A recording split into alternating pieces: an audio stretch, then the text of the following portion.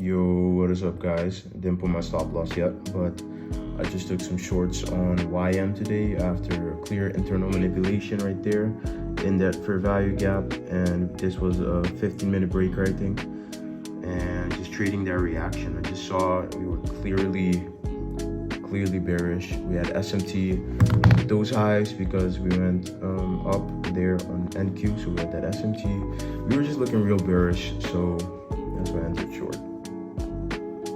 Yo, I just closed on US 30, 2%. And yeah, pretty clean trade, not gonna lie. Yeah, so I'm gonna give you guys like a recap of how today went. Today we had pretty choppy conditions. We had ICT traders call it seek and destroy conditions, and it was expected. Again, I'm gonna show you guys right now the trade recaps. I had 2 trades today, 1 win and a loss, and I'm gonna show you guys why I expected these seek and destroy conditions today, and my overall just analysis and end of week analysis, just why this week went how it did and why we ended this Friday like this. So going into the day on NQ, because I mainly trade NQ, going into the day I had a bullish bias because those lines are just the days. Let me just remove them real quick. So going into the day I had a bullish bias because we were reacting from this high that we broke through, just basically support and resistance like everybody calls it. But we also had this fair value gap, so this is fair value for buying, and so we had those two things gave me a reason why we would go up. And we also swept these lows right here, so it looked like an AMD, accumulation. It looked like just this accumulation. This is the manipulation, and as you can see, we got the distribution. So that was basically exactly what I was looking for today. But again, I did not expect us to get that distribution in the AM session let me give you guys the recap first, and then I'm gonna tell you guys why. So going into the day, again, I was bullish, but the shorts just looked really nice today. I can't lie, like the shorts looked really nice. We had this clear SMT, like if you go into the replay, and I was trading on the 1 minute. So the shorts were nice, but they were not good. Like today, I made a mistake trying to take those shorts because the shorts were not nice at all. They looked nice, but now in hindsight, they don't. So we had this SMT right here, and I remember I shorted somewhere in here on NQ. I shorted somewhere in here. I don't remember exactly where, but I shorted in here because we had that SMT, and I was just targeting somewhere down here because I expected us to take out this low before pushing up. And we did, but we did on ES, not on NQ. That's why we have that bullish SMT. This line right here is the bullish SMT. But I expected us to go for these lows on NQ before pushing up. So that's why I shorted this, and we had this bearish SMT. We were in this 15-minute fair value gap, and on the H1, we had this when the H1 candle closed, we had this really bearish wick. So I just expected us to keep pushing down, at least for a little bit, just so we can buy up. So I wanted to short to buy. If you guys know what that means if you're anticipating price to go down before we go up. And that's basically what I was doing with that SMT and everything, and it was just such a bad setup. It's against order flow, against my bias, against everything. But that's why I demo traded this trade. And I got stopped out. I got stopped out like this, and then we eventually did come down, but not where I wanted to, but we did come down. So would have been probably like a break-even trade or something if I didn't get stopped out there. And wait, no, now that I remember, I had a bigger stop. I didn't get stopped out here. I had a bigger stop around here because I anticipated choppy price action today. So I had a bigger stop, and then once we got this move to the downside, that's when I trailed my stop in here, and I got stopped out. Now I remember, and then I was anticipating, to be honest, at this point I was just done. But then I saw that on YM, because at this point I was expecting us to short down so we can buy up. So short term I was bearish.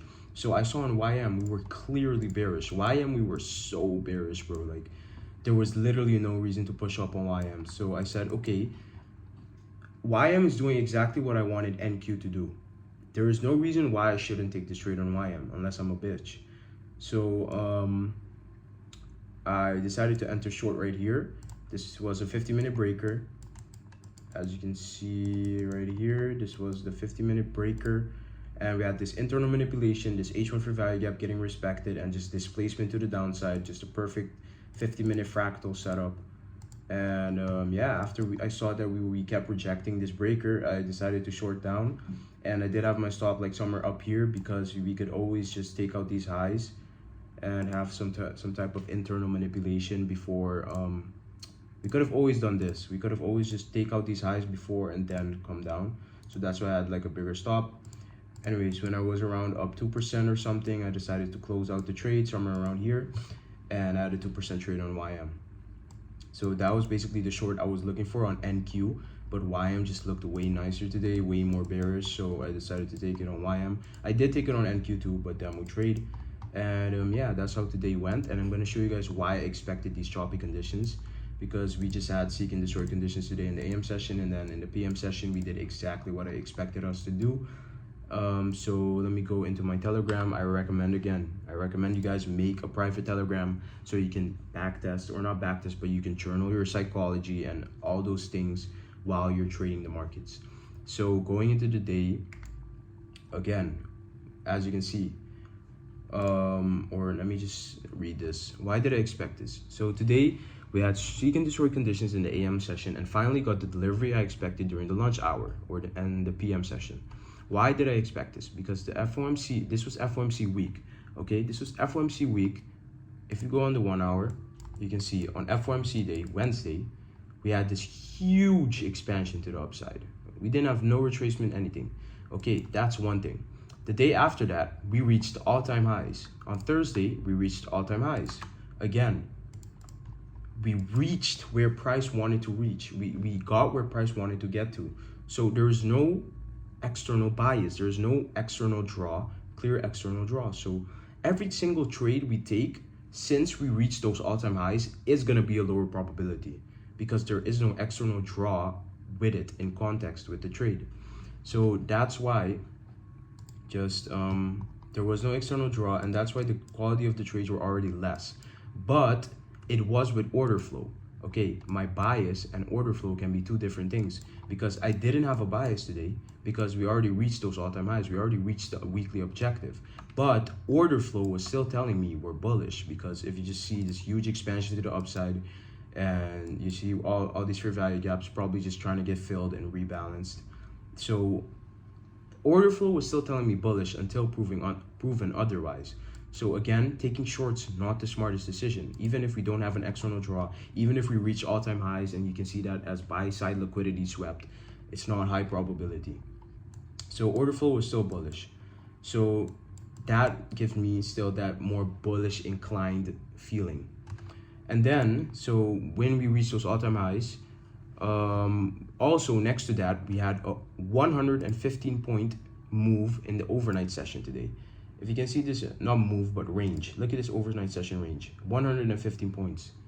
That's a really big range for the overnight session, because overnight session doesn't tend, if the AM session is gonna have expansion, we don't expect such a big expansion in the overnight session, because after expansion, like I explained in here, what can we expect? Accumulation, and the market start to slow down a little bit after a huge expansion. So what should I have done today? Demo traded the AM session, and if I was willing to put real risk, do that in the PM session, because usually if we have a huge expansion in the overnight, we consolidate and have seek and destroy we consolidate and we have seek and destroy conditions in the AM session, and then we begin to deliver again in the PM session. And as you can see, today was a perfect example of that, and we had that higher time frame accumulation, manipulation, and distribution, and it was literally perfect today. Just, you shouldn't have traded this AM session, and that's where I went wrong today. Shouldn't have traded the AM at all. And you know, I suggest you guys to do that too when we have such a large move. When we have such large moves, like consecutive large moves, like such a large move on Wednesday on FOMC day, we reached the objective. Price did everything it wanted to do already. There was no reason for us to move today, and just trading it today on Friday was just not the smartest decision. But we did do what I expected us to do, but I shouldn't have traded. That's basically how today went for me, how Friday went. We took one win and a loss, and yeah, nothing much. Going into next week, I do not know. Like, to be honest, Nasdaq is just not looking good these days. I'm not gonna lie, because we're at all-time highs, bro. These are not the ideal market conditions, and I need to wait until the draw is clear. Like, I need to wait until we have clear signs that we're gonna keep pushing up or we're gonna start melting.